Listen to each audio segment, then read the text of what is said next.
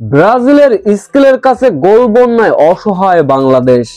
গোলরক্ষককে একা পেয়েও গোল করতে পারল না বাংলাদেশি ফুটবলাররা। বাংলাদেশ ব্রাজিল ফুটবল ম্যাচে যা ঘটল, বিস্তারিত জানতে ভিডিওটি না টেনে সম্পূর্ণ দেখার অনুরোধ রইল। বাংলাদেশের মাটিতে প্রথমবারের মতো আয়োজিত লাতিন বাংলা সুপার কাপ, যেখানে বাংলাদেশের অবশেষে স্বপ্ন পূরণ। ব্রাজিলের মতো তারকা দলের বিপক্ষে বাংলাদেশ মাঠে নামলো। উদ্বোধনী ম্যাচে মুখোমুখি বাংলাদেশ রাইজিং স্টার দল এবং ব্রাজিলের দল। শুরু থেকেই চলে আক্রমণ আর পাল্টা আক্রমণ। ম্যাচের শুরুতেই দাপট দেখালো বাংলাদেশ।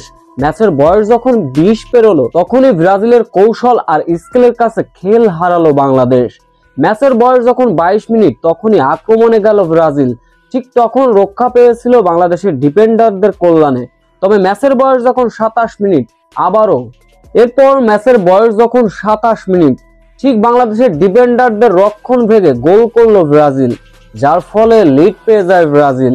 ম্যাচের বয়স যখন 28 মিনিট, আক্রমণে যায় বাংলাদেশ। গোলরক্ষককে একা পেয়েও গোল করতে ব্যর্থ হলো বাংলাদেশি ফুটবলাররা। ছবিটা যা দেখে বুঝতেই পারছেন, একদম স্পষ্ট।